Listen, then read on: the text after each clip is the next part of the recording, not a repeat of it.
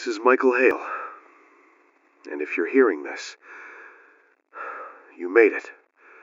Through the first week, that sentence still feels unreal coming out of my mouth. We're broadcasting from what's left of Red Zone Radio, here in New York City. Still on the air. Still trying to keep a signal alive. Still trying to keep people alive. And before anybody gets the wrong idea, no, this isn't some big organized operation. It's not a government station. It's not a rescue channel. It's a couple of exhausted voices, a sputtering generator, and a radio tower that hasn't fallen down yet. But you're out there. We know you are. You keep proving it every time you find a battery. Every time you risk a stairwell. Every time you crawl into a quiet corner and turn a dial hoping to hear anything that sounds like another human being. So this is your survival check-in. Day 8. Morning. If you made it through week 1, listen to me. You're tougher than you think. But don't get cocky. Week 2 is when people make mistakes. Timestamp for anyone keeping track. Morning broadcast, day 8. If you're writing this down, if you're logging it, if you're trying to keep your head straight by giving things numbers, I get it. Keep doing that. Quick recap. 7 days.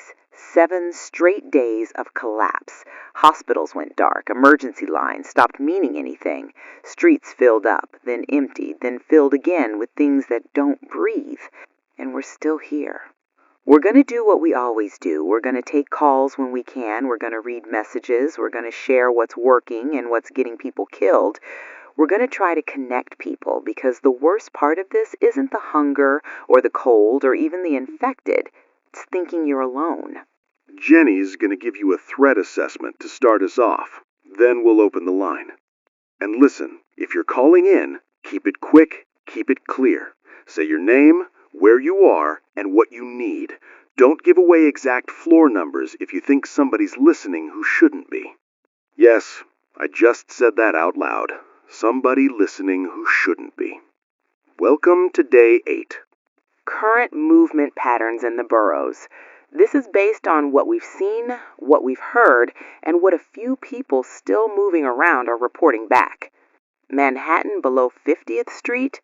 No go. I don't care if you've got a cousin down there. I don't care if you left supplies. I don't care if you think you can slip in and slip out. It's packed. The infected are concentrated down there like water filling a basement. They're just stacked, slow at times, then suddenly moving like a wave when something triggers them. Mid-Manhattan, there are stretches where you can move if you're quiet, if you're smart, if you're lucky. But luck is running out for a lot of people. The bridges have been choke points. People get trapped on approach ramps. People make noise. Noise makes movement. Movement makes death. Brooklyn has pockets. Near Prospect Park, there are still survivors. Some barricaded brownstones, some apartment clusters, some people using the park edges as cover. But you cannot treat that area like it's safe. It's not safe. It's less immediately suicidal. Queens is scattered. More space, more single-family homes, but also more isolated. People are either doing okay behind locked doors or they're gone and nobody heard them go. The Bronx, similar story. Some blocks are alive, some blocks are silent. That silence is the scariest thing I've ever heard in a city. Staten Island has pockets too. Fewer people, fewer infected. On paper, that sounds good. In reality, if you get hurt over there, there's less help. And if you get surrounded, there's fewer routes out. Okay. Lines are open as best we can manage them. And one more time for folks joining late, this is a survivor check-in. If you made it through week 1, tell us where you are and what you're seeing. Red Zone Radio, you're on. Name and location. Marcus, Bronx, near Morris Avenue. I don't know if I should say more than that. That's fine, Marcus. You're doing it right. How many with you? 3. Me, my cousin, and this older lady from downstairs, Miss Henson. She's like 70-something. We dragged her up when the hallway went bad. You got a place secured? As secured as it gets. We blocked the stairwell door with a fridge and a couch. We got 2 rooms. We don't use lights unless we have to. What do you need? Water. We're running low, like low. We filled buckets when the top still had pressure, but it's been, days? And now it's like brown when it comes out, and then it stops. Don't drink brown water, Marcus. I know you're thirsty. I know you're thinking maybe I can boil it, but if you don't have a real way to filter and you don't have a steady heat source, you're gambling. So what am I supposed to do? We can't go out. Every time we peek the window, there's something walking around like they're late for work. Listen to me. First, how many containers do you have? Anything that can hold water. Bottles, jars, tubs. We got, maybe 6 bottles, some jars, a big pot. Okay, if it rains, you collect. I don't care if it's gross, you collect. You can make a catch with plastic, trash bags, even a torn shower curtain.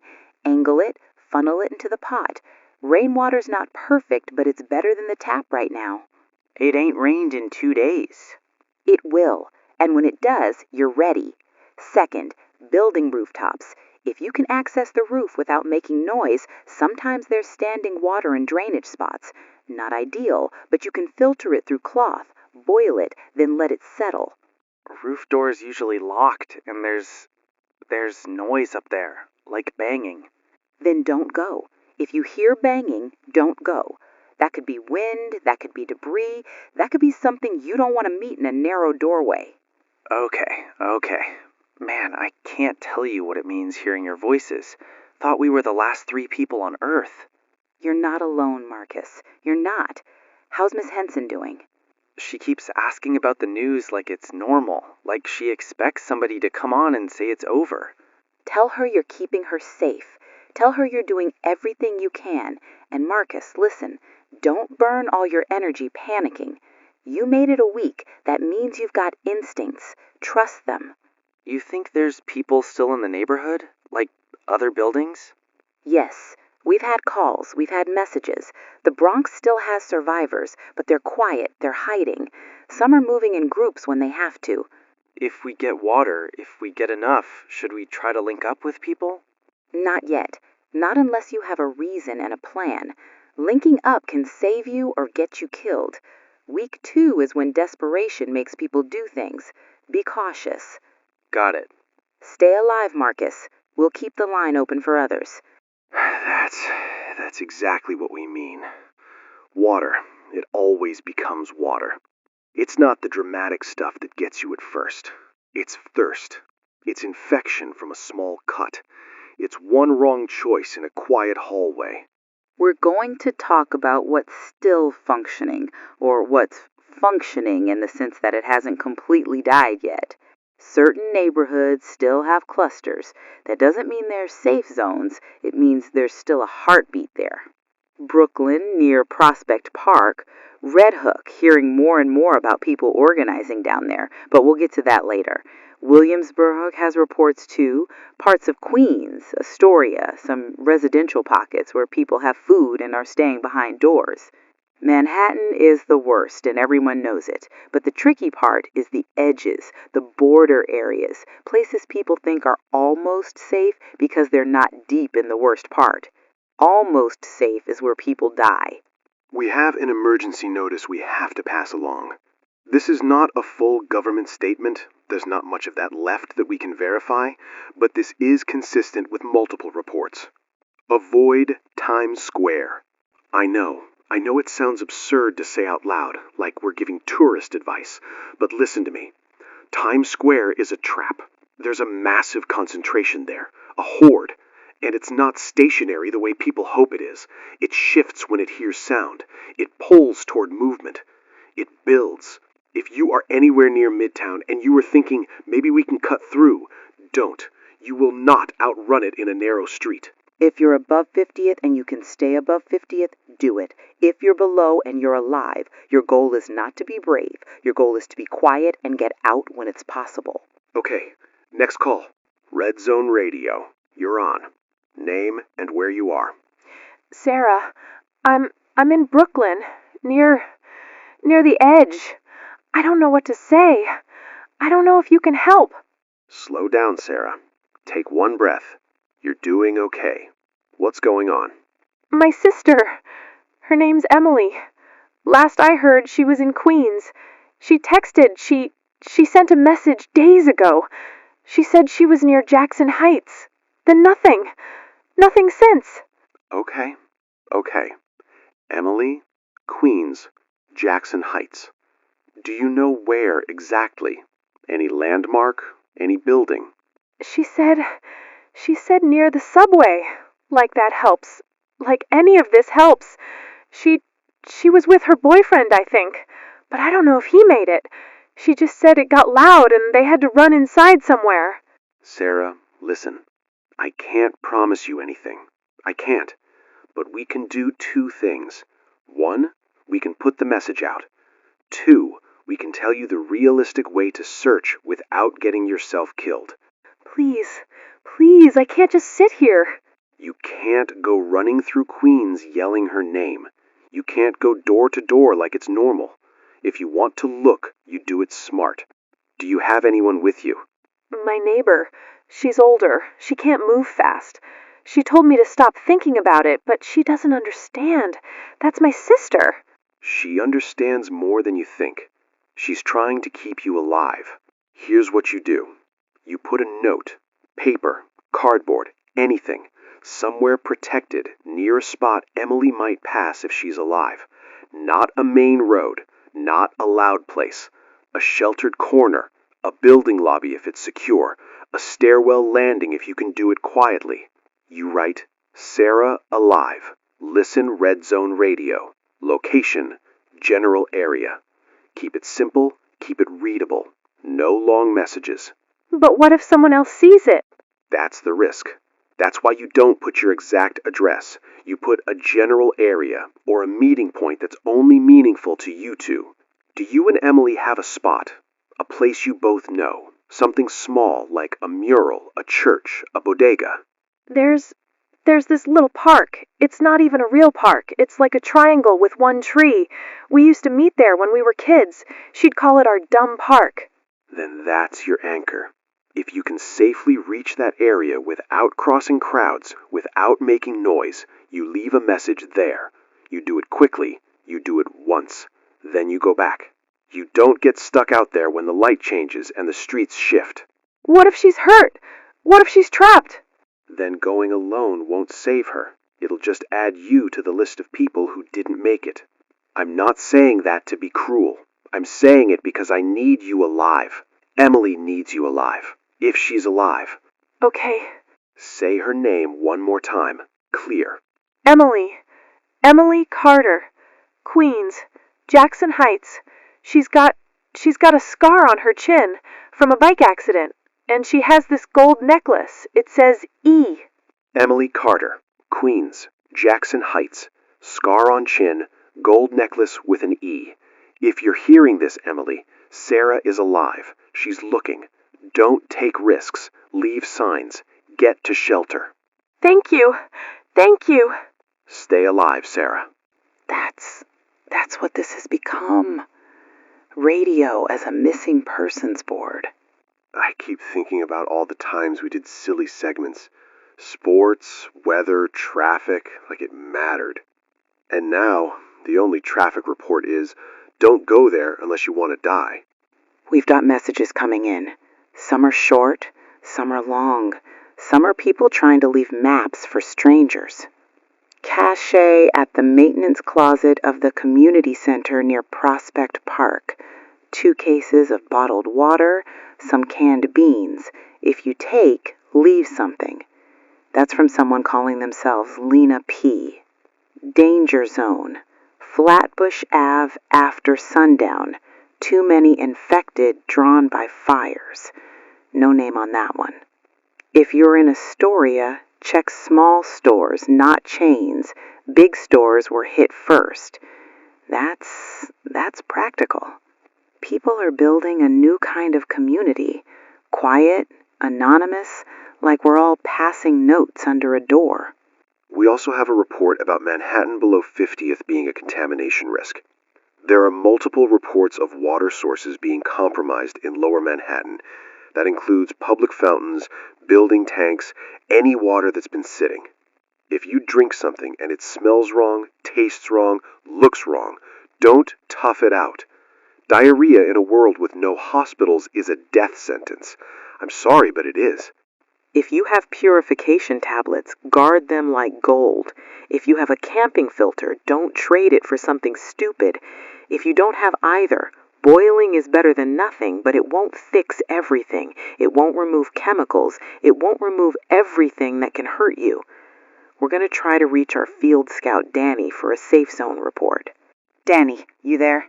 Yeah, I'm here. Signal's weak, but I got you. Give us the situation. Williamsburg. We've got about 30 people here. 2 buildings. We barricaded the front entrances with cars and furniture. Second floor windows are covered. We keep everything dark at night. 30. That's real. It's real, but it's fragile. Infected wander by every few hours. Sometimes 1, sometimes 5.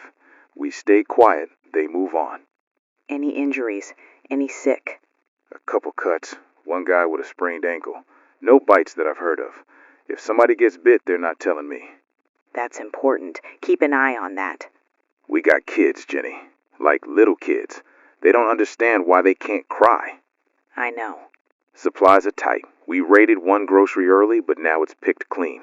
We're rationing 1 can per adult per day. Less for people who aren't doing watch. Any water plan? Thinking. Roof catch. Buckets. We got a couple filters. 1 guy had camping stuff. That dude's basically the mayor now.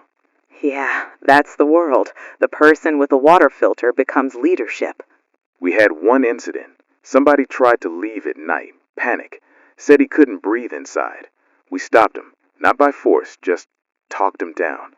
But it's coming. Cabin fever. People will snap.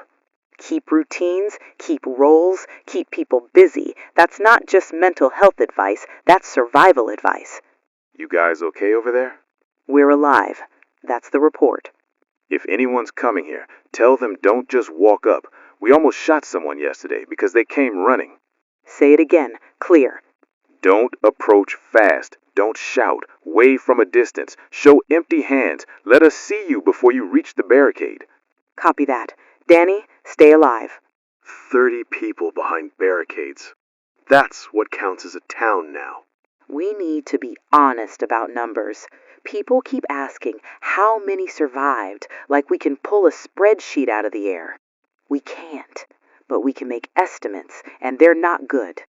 NYC had millions.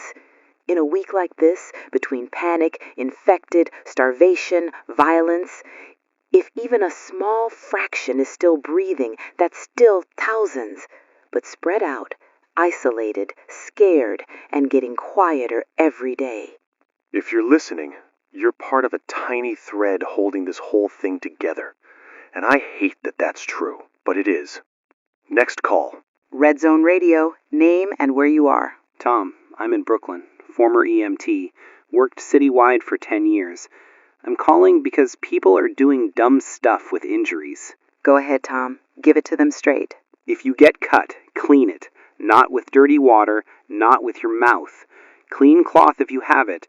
Boiled water cooled down if you can. Soap is gold. Use it. If it's deep and you can't stop bleeding, you don't just wrap it with anything. Pressure. Real pressure. Hold it. 10 minutes. Don't peek every 2 seconds. You're not helping. People panic and keep checking. And infections? Look, we don't have antibiotics like before. If you have them, save them for when it matters, but you can slow infection with cleanliness. Also, don't splint broken limbs with loose junk that shifts.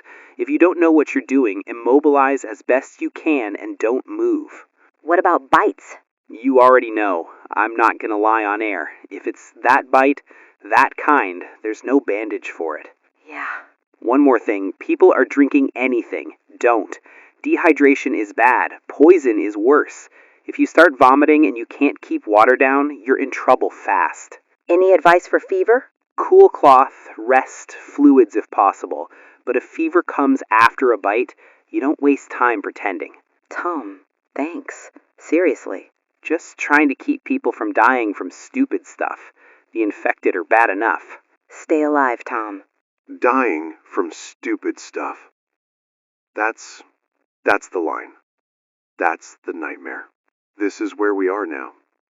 Where a small cut becomes a coin flip. We got reports of a community in Red Hook, 40-plus survivors, organized defense. We can't verify every detail, but we've heard it from multiple directions. If you're near Red Hook and you're thinking of moving there, don't just run in. Approach slow. Make yourself known from a distance. Keep your hands visible. People are scared and armed. That's another thing we have to talk about. The psychological reality. Everybody's lost someone. If you haven't, you will. If you think you're the exception, you're not. That's not me being dramatic. That's just math. And the grief doesn't hit all at once. Sometimes it waits until you're safe. Sometimes it waits until you hear a voice on the radio and you remember what normal sounded like. And then it punches you in the chest. We have a listener message it's a small victory, and we're gonna take it. Reunited with my brother. He was in a stairwell for 2 days. We found him because of your broadcast schedule. We listened at the same time and used it to coordinate. Signed, K. Okay. That's why we're still doing this. Now warning, contaminated water in Lower Manhattan. Avoid it. If you've been drinking from puddles, fountains, anything open, stop. Find another plan. And now we're going to talk about rules. The rules now. Don't travel alone. Stay quiet. Conserve everything. Batteries, matches, food, your voice, your energy, your hope. Move early in the day if you have to move. Night movement sounds smart until you trip, hit metal, or run into people who think you're a threat. And if you hear a crowd, human or infected, avoid it. Crowds are how you get swallowed. I'm gonna say something. And I'm not saying it for pity. I'm saying it because people keep pretending they're fine. And then they make dumb decisions because they think they're the only one breaking inside. I lost my boyfriend in the first 48 hours. He didn't make it. And I keep replaying it like a broken tape. Like if I replay it enough, I can find the moment where I could have changed it. But I can't. And you can't either. So if you're holding that kind of grief, don't let it turn you reckless. Let it turn you careful. Let it turn you alive. Jenny? I'm here. I'm fine. Keep going. If you're still with us, we're shifting into supply situation. Day 8, afternoon. The panic shopping phase is over. The looting phase it's evolved. Now it's scavenging. Now it's survival runs. And now it's people. People are becoming a bigger problem. Priorities first. You can argue about food brands later. Right now, the order is simple. Water purification, canned goods, batteries, medical supplies, heat sources if nights are getting colder, basic tools, duct tape, rope, anything that turns a weak door into a stronger door. If you're choosing between a bag of chips and a can of beans, pick the beans. If you're choosing between soda and water, pick water. And if you're choosing between a big store and a small store, people hit the big stores first. Listener message. Hardware stores still have camping water filters. That's gold. That's not a joke. That's life. Listener message. Bodegas sometimes have stock in back rooms. That's from someone in Queens. Listener message. Look for office buildings, vending machines, break rooms. That's from a listener who says they used to do night security. Red Zone Radio. Name and location. Jessica, Astoria. And listen, I'm calling because I did something that actually worked and I want people to know. Good. Tell us. Small pharmacies, not the big chains. Everyone hits CVS and Walgreens. They're empty. But the independent places on side streets, some of them still got stuff, especially behind the counter and in back. What kind of stuff? Bandages, gauze, alcohol wipes, some antibiotics, expired maybe, but better than nothing. Pain mats, inhalers, stuff people forget matters until they need it. How do you do it without getting swarmed? Quiet, midday. I watched the street first, waited 10 minutes, no movement. Then I went fast, in and out. Didn't slam anything, didn't knock shelves. Any infected nearby? One, just wandering. I froze. It didn't see me. I waited for it to turn away. That right there, freezing, saved your life. Also, Don't go alone if you can help it.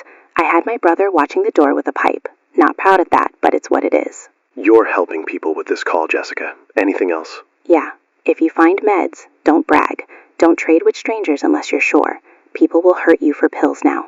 Copy that. Stay alive. You too. People will hurt you for pills now. Yeah. We need to talk about raiders. Not everyone you meet is a community survivor. There are people out there who have decided the apocalypse gives them permission to become predators. There are people who were always bad, and now they don't have consequences. And there are people who are desperate enough to do bad things, and still think of themselves as good. So if you encounter other survivors, don't assume they're friendly. Don't assume they're hostile either. Just be smart. Be ready to run. Organized scavenging runs. This is what's keeping some groups alive. If you're alone, you can't do that unless you're extremely careful. Protocols matter.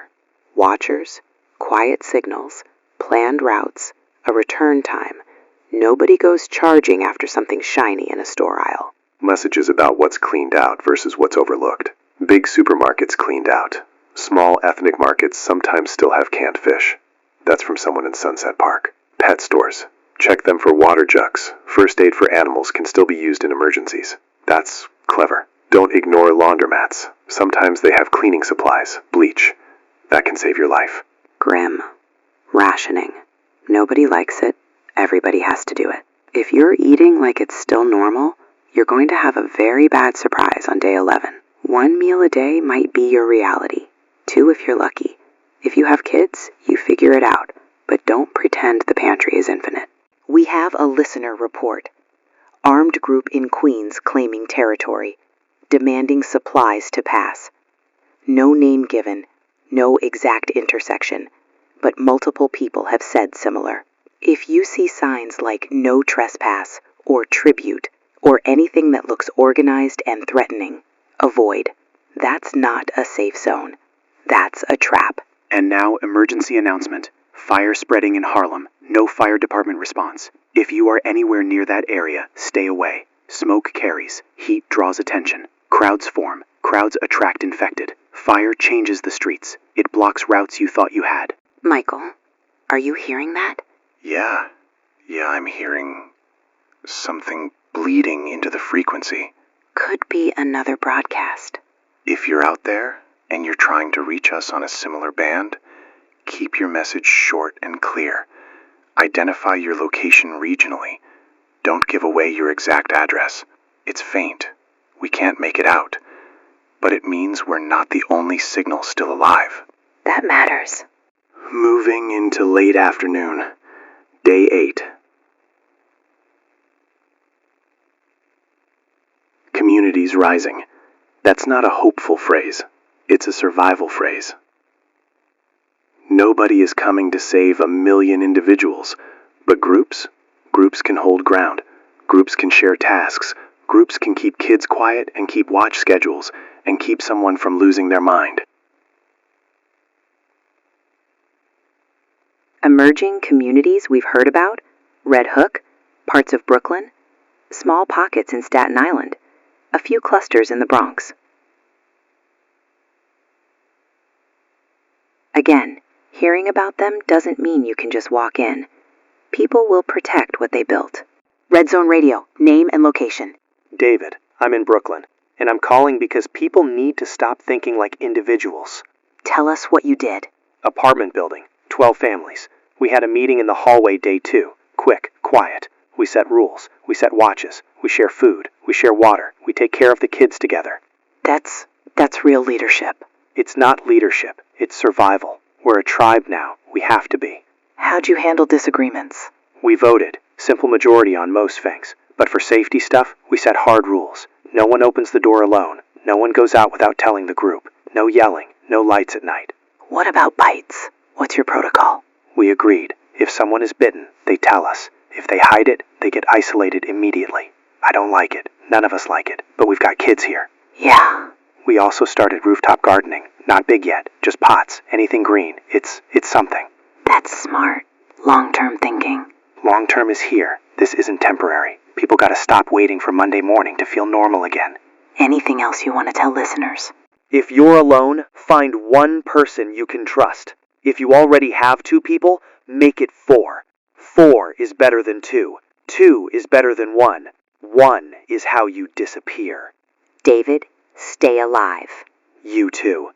1 is how you disappear. That's true. Message from a group trying to restore rooftop gardens, similar to what David said.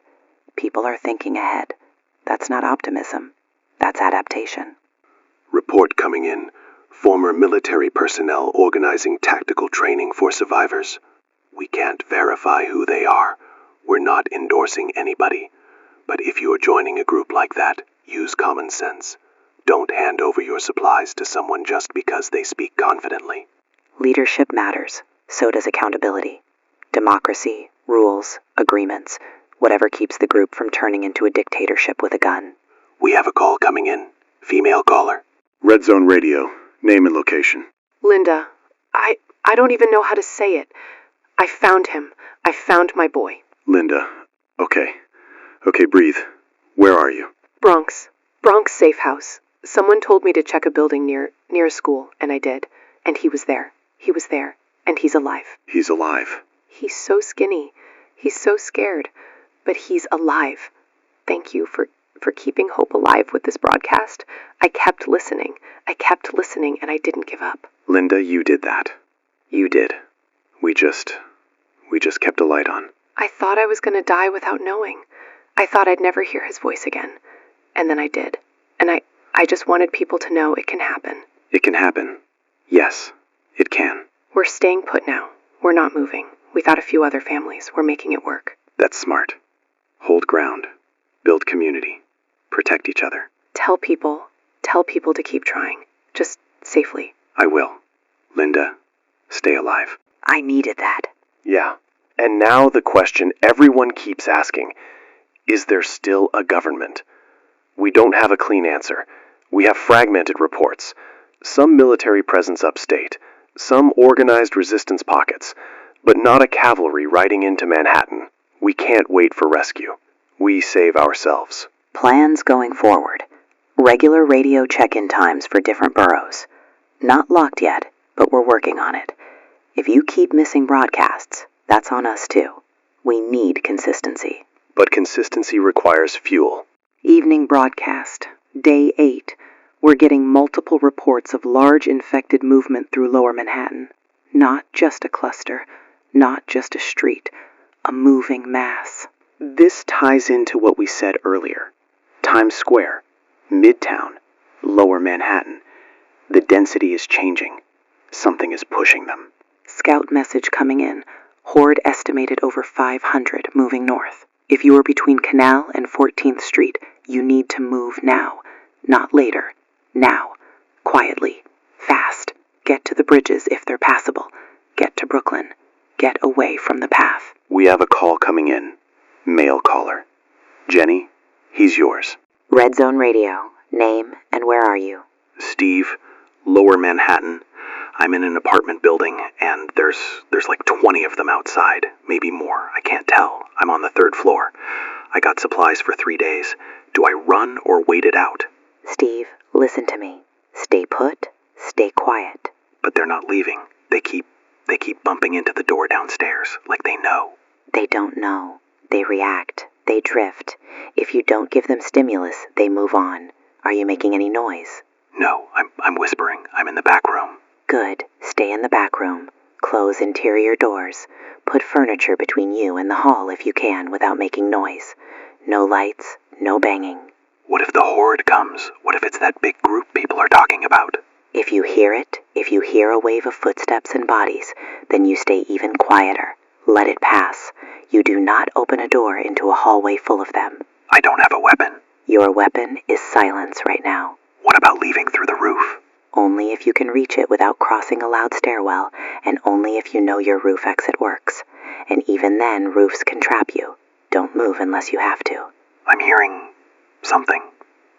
Like scratching. Then don't move. Don't investigate. Don't be curious. Curiosity is dead. Okay, I'll stay. Stay. And Steve, if you survive this night, you call us tomorrow if you can. Let people know that waiting works sometimes. Thank you. Stay alive. Curiosity is dead. Yeah. We need to keep talking about horde behavior. Patterns, triggers. Sound draws them, light draws them, movement draws them. And sometimes they just drift, like they're following old routines. Do not assume a quiet street stays quiet. We also have a report, infected learning to climb stairs. We can't confirm how widespread, but we've had multiple messages that stairwells are no longer guaranteed barriers. That means your second floor safe plan might not hold forever. Reinforce doors, block stairwell access, create layers. We also got a report from a caller earlier. Someone used a distraction technique, car alarm, something loud away from them. It pulled infected off a path. But if you do that, you better be far from the sound, because you're basically steering a wave. And here's the hard truth. Some places will have to be abandoned. You can't save every building. You can't save every block. You can't save every person who calls in crying. You do what you can. You live. Generator fuel update, Michael. We're lower than I like. Which brings us to the technical issue we've been trying not to talk about. Jenny, hold on. Did the lights just...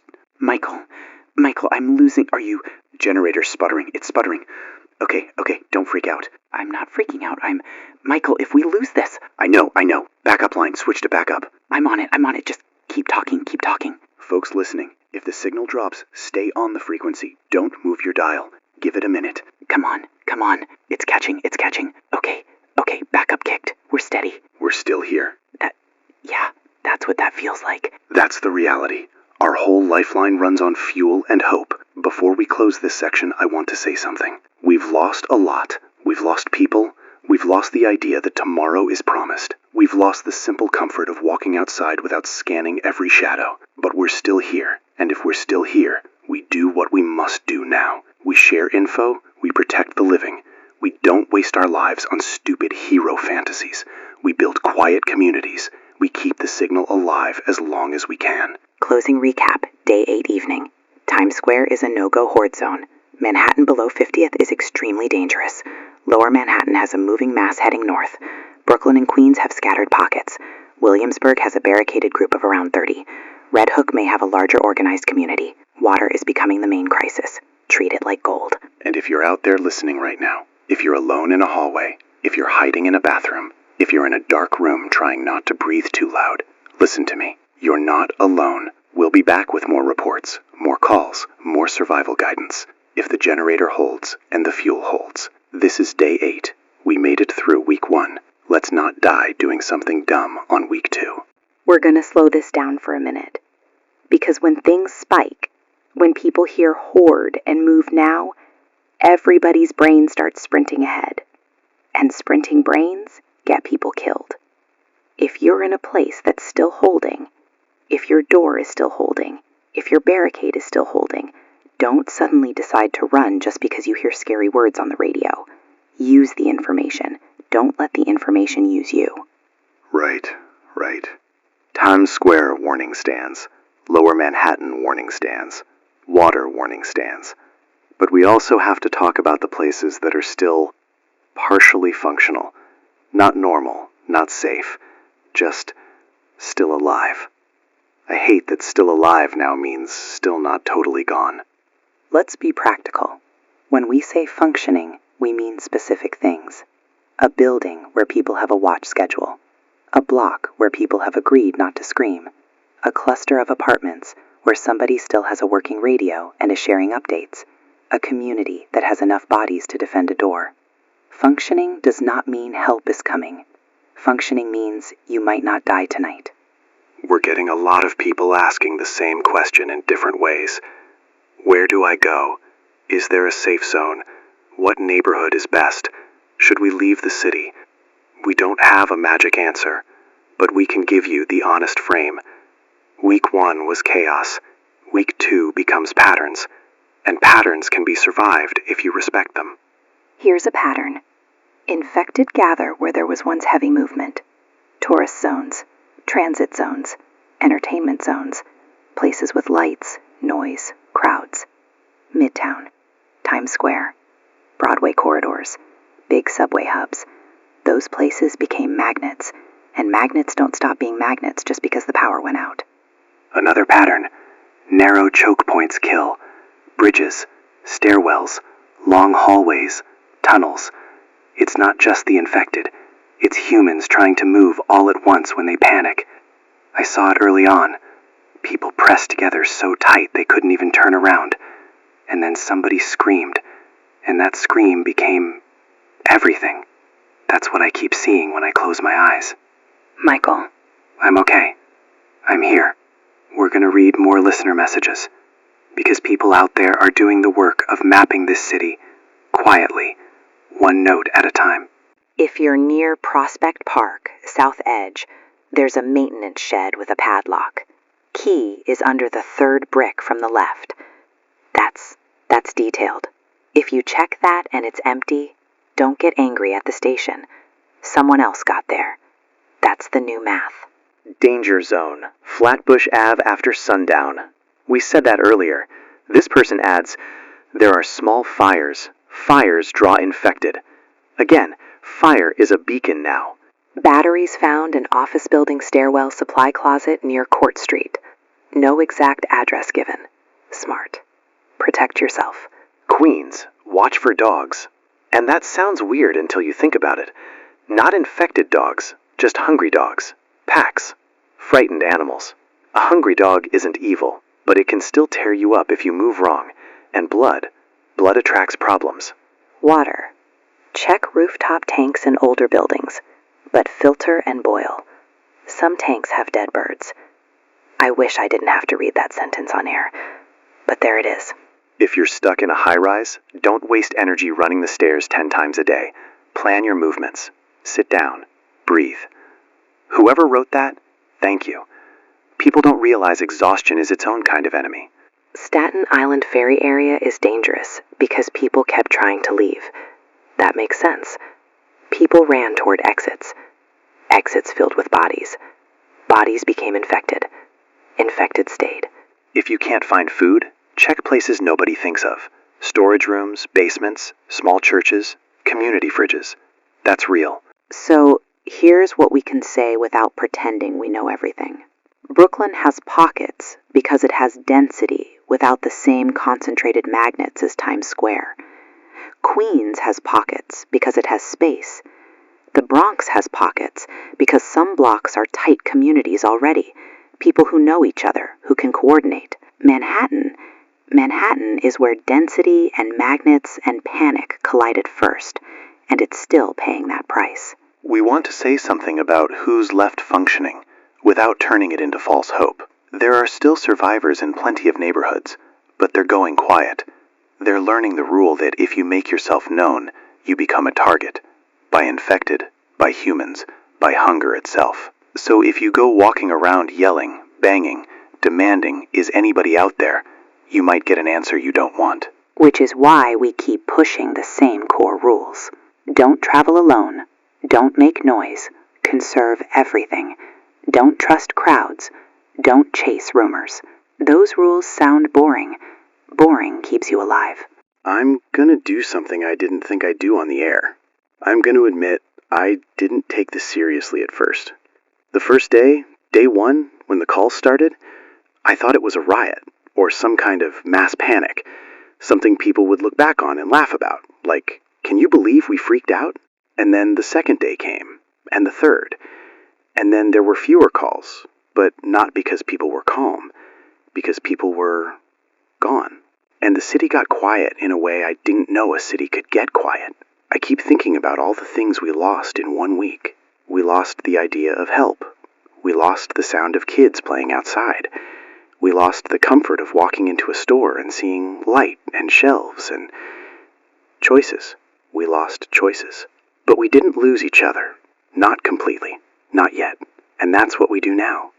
We hold on to what we didn't lose. We build around it. You're doing good, Michael. I don't feel like I am, but thanks. Let's drill into supply priorities, because people keep thinking food and stopping there. Water first, because without it, your brain goes foggy. your body weakens, and you start making loud, desperate choices. If you have bottled water, ration it. If you have tap water stored, treat it like it's the last water you will ever see, because it might be. Second, purification. Filters, tablets, boiling methods, anything that turns water-shaped danger into something you can drink. The people who survive long-term aren't the people with the biggest backpack. They're the people with the cleanest water plan. Third, canned goods. Dense calories, beans, tuna, soup. Stuff that doesn't require cooking. Stuff that doesn't make a lot of smell. Because smell can travel, and smell can bring problems. Fourth, medical supplies. Not just antibiotics. Bandages, gauze, tape, alcohol wipes, pain meds. Even simple stuff like tweezers for splinters. A splinter sounds stupid until it gets infected. Then it's not stupid. Fifth, batteries, radios, flashlights. And remember, flashlights are dangerous if you shine them like you're waving a flag. Light discipline matters. Use light like you're stealing it. Sixth, tools. Knife, screwdriver, rope, duct tape. If you can't reinforce a door, you don't have a home. You have a waiting room for death. And here's the harsh part. You can't carry everything, so you pick priorities. Don't fill your bag with stuff that makes you feel better emotionally, and skip the stuff that keeps you alive physically. We're not judging. We get it. People grab photos, people grab keepsakes, people grab things that make them feel human. But if you have a choice between a framed picture and water purification, pick life first. You can mourn with your hands later. Now the part nobody wants to talk about. Raiders. We're going to be very precise with language, because fear makes people shoot first, and we don't want to create that. There are survivors who will trade. There are survivors who will help. There are survivors who will turn you away politely because they can't afford to take you in. And then there are people who will pretend they're one of the first three until you're close enough to hurt. Week 2 is when that grows, because the easy supplies are gone, and desperate people start looking at other people's bags like it's food. So you protect yourself without becoming a monster. The how matters. Travel in groups if you can. Approach any unknown building slowly. Make yourself visible from a distance. Don't rush doors. Don't lurk. Lurking looks like hunting. If you're the one inside, don't open the door for a stranger just because they cry. That sounds cruel, but it's real. And I hate that it's real. If you must trade, do it in a way that gives you space. Don't stand with your back to an alley. Don't let someone circle behind you. Don't hand over your entire supply in one place. And don't brag. Bragging is a beacon. We also keep hearing about territory claims in Queens. That's not survival. That's control. That's somebody building a little kingdom out of fear. Avoid it. Don't test it. Don't see if it's real. Let other people discover that the hard way. You stay alive. Let's return to Red Hook for a second. Multiple reports say there's a functioning community there. 40+ survivors, organized defense, watches, barriers. If that's true, it could be one of the strongest pockets in the city right now. But if you're thinking, that's my answer, I'm going there, remember, a strong pocket attracts attention. Both kinds. The infected follow sound and movement. Raiders follow rumors. If you're close enough to Red Hook that it's realistic, approach the way Danny described for Williamsburg. Slow, hands visible, from a distance. Give them time to see you as human. People are jumpy. They've been jumpy for 8 days straight. Their nerves are raw. And if you're not close enough, don't try to cross the city on a maybe. Not yet. Not without more verification. Week 2 isn't when you gamble. It's when you build stability. We're going to do a quick borough check-in based on what we know, just to keep this organized. Manhattan. Avoid below 50th if you can. Times Square is a horde zone. Lower Manhattan has movement, large-scale movement. Brooklyn. Pockets near Prospect Park. Likely a stronger community presence in Red Hook, and Williamsburg has about 30 survivors with barricaded buildings. Queens. Scattered pockets. Some successful scavenging in Astoria, but also reports of armed groups claiming territory. Bronx. Survivors in safe houses, but water is critical. Some reunification's happening, which means people are still moving carefully.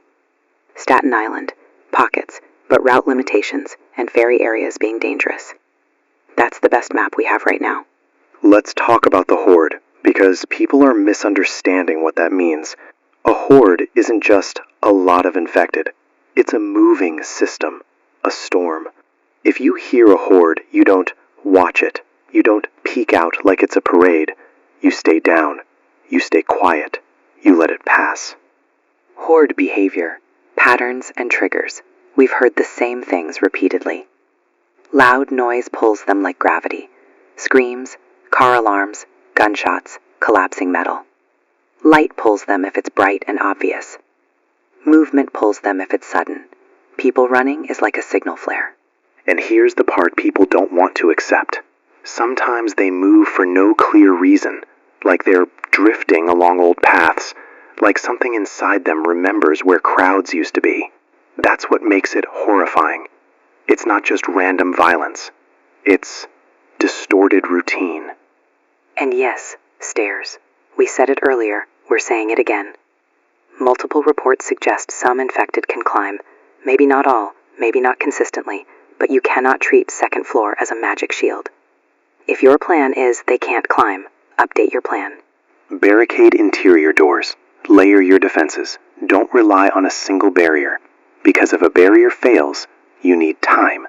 Time is survival. People keep asking, should we evacuate? Some people have to. If you're in the path of a moving mass, you can't negotiate with it. But evacuation isn't run. Evacuation is planned movement. It's routes. It's timing. And sometimes evacuation means leaving supplies behind, because carrying too much slows you down. Don't die clutching a bag of canned food like it's treasure. You can't eat it if you're dead. It also means accepting a truth nobody wants. You can't save every location. You can't save every person. That doesn't make you evil. That makes you alive in a world that doesn't care about fairness. The calls are the hardest part. People want you to reach through the radio and pull them out, and you can't, so you give the best advice you can. You tell them to stay quiet. You tell them to stay put. You tell them to run only when running is the last option, and then you hope. People keep asking, should we evacuate? Some people have to. If you're in the path of a moving mass, you can't negotiate with it. But evacuation isn't run. Evacuation is planned movement. It's routes. It's timing. It's silence. And sometimes evacuation means leaving supplies behind. Because carrying too much slows you down. Don't die clutching a bag of canned food like it's treasure. You can't eat it if you're dead. It also means accepting a truth nobody wants. You can't save every location. You can't save every person. That doesn't make you evil. That makes you alive in a world that doesn't care about fairness. The calls. The calls are the hardest part. People want you to reach through the radio and pull them out. And you can't. So you give the best advice you can. You tell them to stay quiet. You tell them to stay put. You tell them to run only when running is the last option. And then you hope. We need to talk about the generator again, because people keep treating the station like it's guaranteed. It's not guaranteed. Fuel is our clock. When the fuel runs out, we go silent. And silence is dangerous. Not just for you, for us.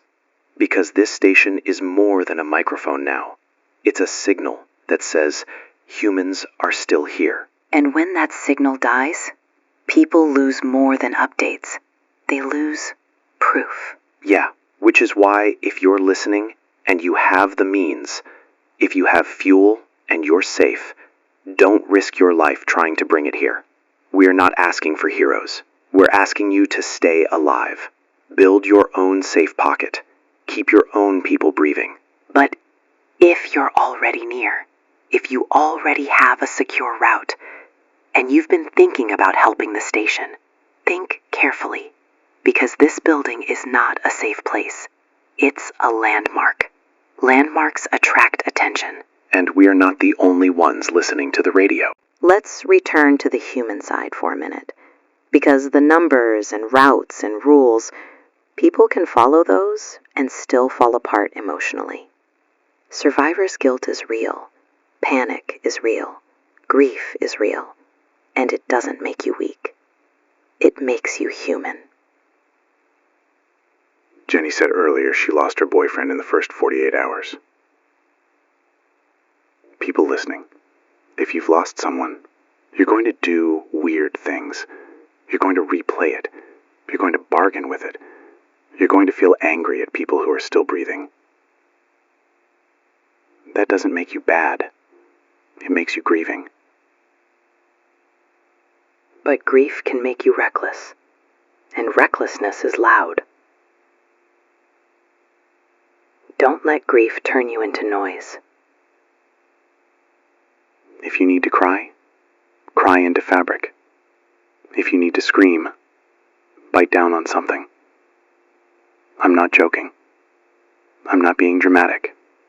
I'm being practical. Sound kills. Final reminder for anyone who tuned in late. Avoid Times Square. Avoid the path of the Lower Manhattan movement. If you're in a building holding steady, stay quiet and don't create stimulus. If you're moving, move with purpose. Don't wander. Wandering is how you meet death by accident. And if you're searching for someone, like Sarah searching for Emily, leave smart signs. Don't chase shadows. Don't risk both lives trying to fix the past. I know that hurts to hear, but it's real. We're going to conserve energy on our end, too. We can't burn the generator just because we're scared. That's the new world. Even the radio has to ration. If the signal drops later, don't panic. Keep checking at consistent times. Morning, midday, evening, when we can. We're still working out an exact schedule. Michael, you okay? I'm okay. I'm here. If you're still listening, you are still here too. Day 8. We made it through week 1. Stay alive through week 2.